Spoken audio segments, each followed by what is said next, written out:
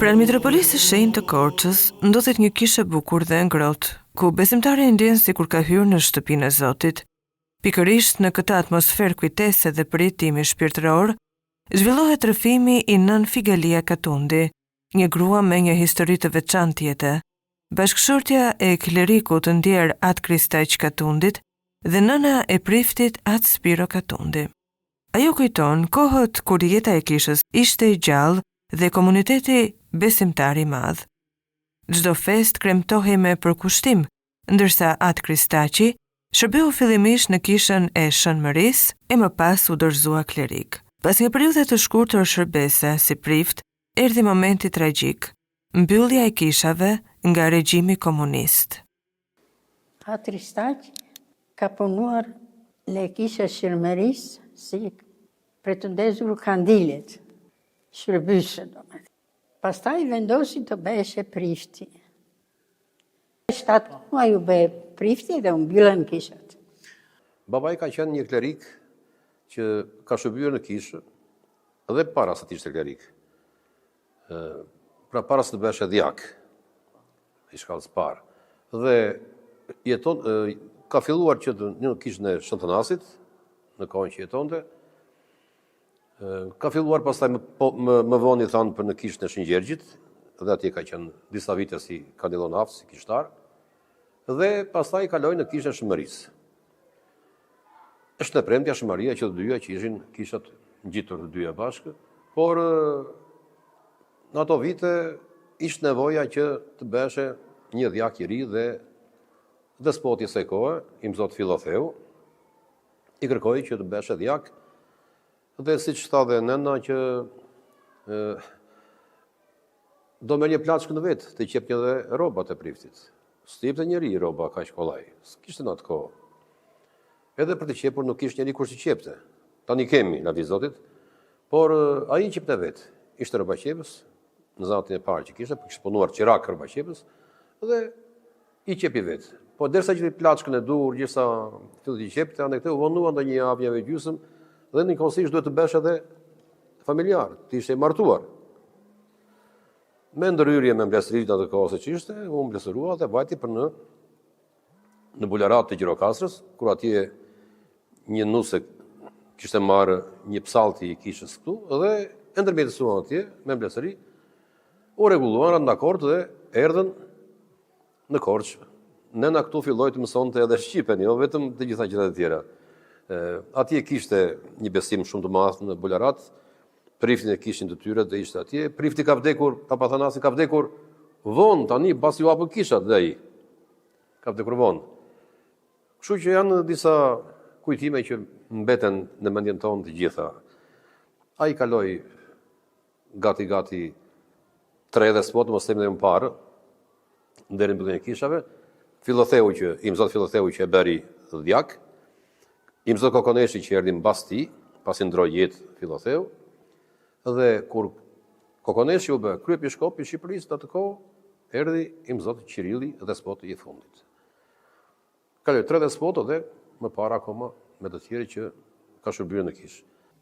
Tër kremte, do me thënë, Slinjan kremte pastu.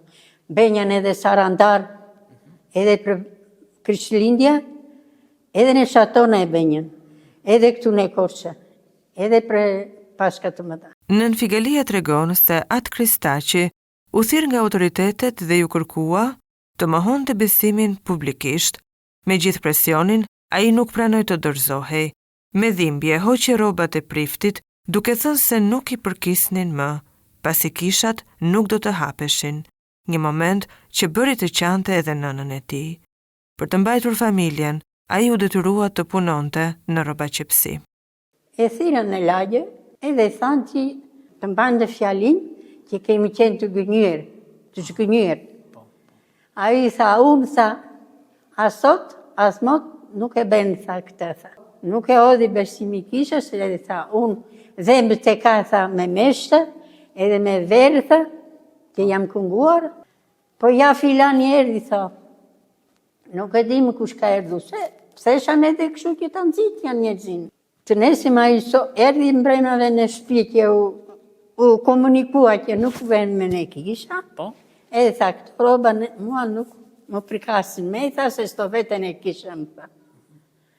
Edhe nene Azuri qante e jema. Edhe tha, mos u bë merak, tha, se unë prandaj, tha, kam punuar me maqina, tha, edhe gjene prapa, tha, to vetën e maqina, tha, po atrin e asmi nuk e ben, tha, qefis. Tha, unë kërkon punë, tha, kam 2 fëmije, gruan, pa puna, edhe maman, tha. E tha, ku ke punuar në roba qefësia, tha. Kam punuar, tha, edhe në kisha, tha, kam punuar, tha. Edhe tha, ajo e kisha në kuziri, tha, po roba qefësia, tha, ke maqina, tha, se ose mirë mbatja rrugë, tha. E mori për 3 dritë, e lajmeruan, ja solan fletë në shpi. Fletë në punës edhe vajti në roba qefësi, në të pa në gjera të qvretësuar, që prishnjan edhe do me thënë robat, qishën gjaketa, funde, fustane, edhe benjan kapelët. Që në tëra ato veta, nuk ishe ky, po ato isha në civil.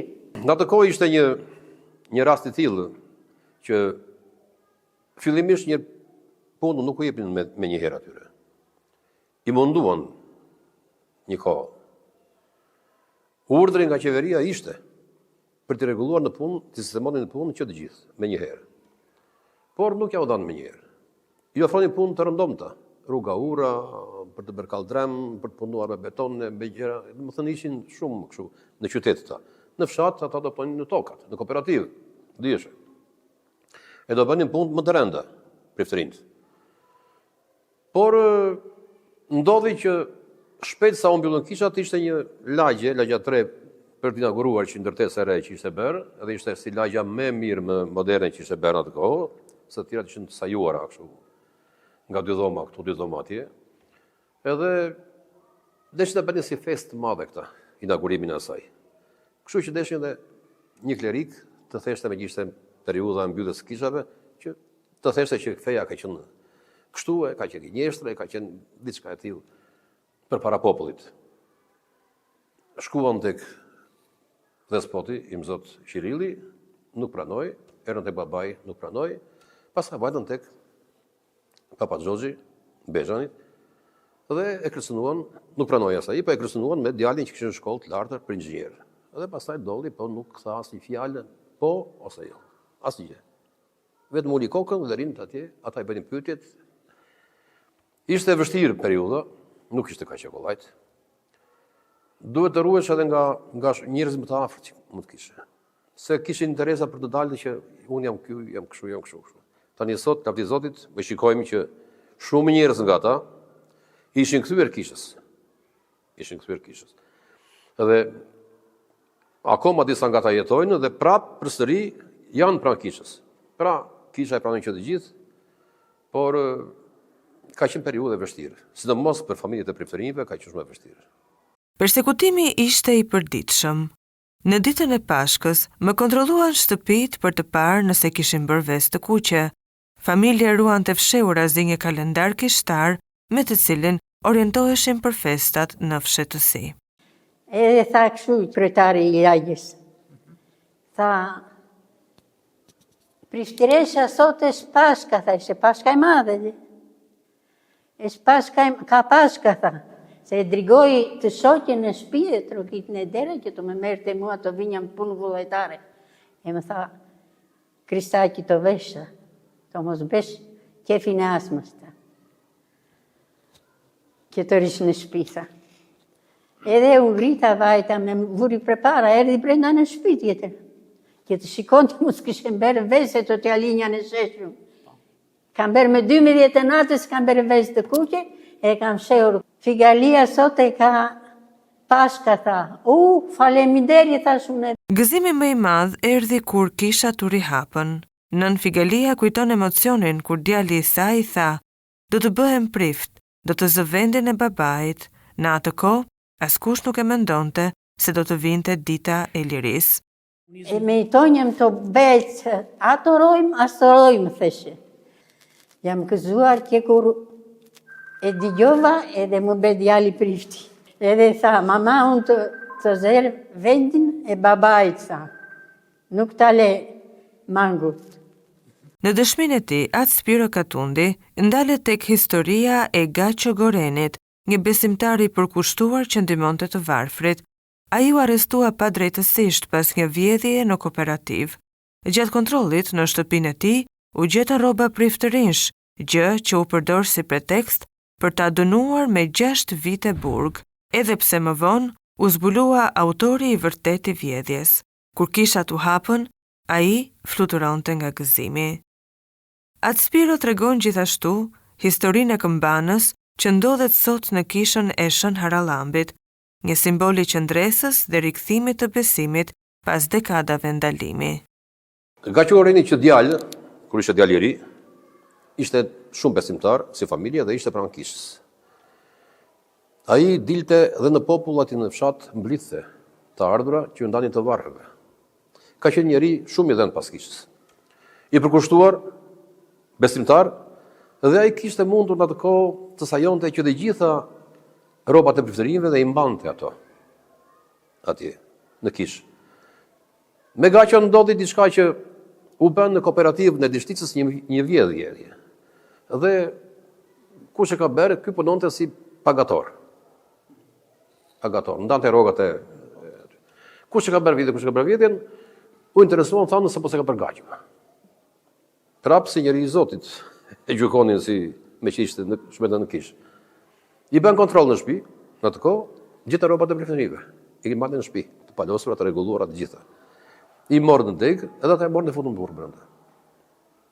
Nuk ishte Gaço vjedhësi i kooperativës, po ishte një tjetër njeri, ugjent. Po Gaço me që donë këto rrobat e priftërinjve i mbajti atij. Ndoshta e gjetën kështu si pretekst që për të gjetur. Një palë nga ato rroba, unë ishin modeli që ne i themi modeli rus që janë me samar që janë shumë me vlerë si plaçka, si model. Unë i kam marrë nga muzeu dhe nuk ishin komplet, po i kam, i ruaj unë, i kam në shtëpi. Janë vërtet të ralla si rroba, shumë të bukura, për të bërë shërbesa të mëdha. Edhe mbate dhe rrobat e despotëve, despotit nuk i dhanë. Nuk na kthyen ato. I kërkoi edhe Irësia i Mzat Idhani një herë, po nuk i dhanë ato. Nuk kanë një vlerë ata për të mbajtur muzeu, ato duhet ta kthejnë kishës. Ato që janë në gjendje të mirë. Ato që janë në gjendje të mirë, sepse unë dikur kur isha në estradë këndonja, ka qenë në teatr një këmban e vogël. Edhe mbanin në skenë mbrapa skenës, për ndonjëherë një çang, ndonjë gjë që bëshë në shfaqje me kooperativat në këto. Një skenim. E përdorin ata. Edhe i thash atëherë drejtorit që ka qenë Petraj Zotu, shkrimtari i dëgjuar, djalë prifti ishte. E i thash kështu do ta marrim atë këmbanë, thashun. Po kemi dhe sa rroba të tjera në rekuizit, aty që i mbanin për të inskenuar në një prift, në një rol, në një kështu. Ato duhen ndjekur, thashun. Ka të bërë shërbesa, ka të bërë mistere. Me njerë, tha, ti marrësht. Bërë një shkresë, tha, ta filmosta, jepja një, tha, i morim, i dojgjëm të gjitha rrobat, ishtë të vjetra ishin, edhe ca libra që ishin, po të vjetra, ato, greqisht, i morëm këte nga kisha, mos ishin atje të shpërdoroheshin të idheshin kështu. Edhe kambana madha. E kambana sot është kjo kambana që ashtu në kishën e Shën Harallambit. Lavdi Zotit. Dhe pastaj çfarë ndodhi me Gaçon? Gaçon e futu në burg. Pastaj u kthye nga burgu, prapë vazhdoi me kishën e Gaçon. Akuza ishte sepse kishte, si thua, artikuj ose pasuri kishtare në shtëpinë e vet. Kishte këto rrobat e priftërinjve, të klerikëve, të gjitha rrobat e meshimit, jo rasto gjë. Meshimit. Stalit. Dhe kjo ishte akuza që e detyruan të bënte burg? Bëri burg, 6 vjet, kështu që 6 vjet. Në shumë e dënuan më shumë, po bëri më pak se me punë me ashtu. Çfarë ndodhi me të mbas burgut? Kur vazhdojnë atje me punë atje, po edhe me jetë të vështirë, nuk ishte i martuar, ishte beqar, mosha i kaloi, kështu që kur u hap kisha ai fluturonte nga gëzimi dhe pastaj filloi që të ndërtonte kisha dhe merreshe me kishat përsëri. Ishte njeri shumë i përkushtuar. Historia e kësaj familje është dëshmi e një besimi që nuk ushua edhe në kohët më të errta. Presioni, varfëria dhe frika nuk arrinin të thyenin bindjen shpirtërore. Përkundrazi, sakrificat e prindërve u bën frymëzim që brezi tjetër të vazhdonte shërbesën në kishë.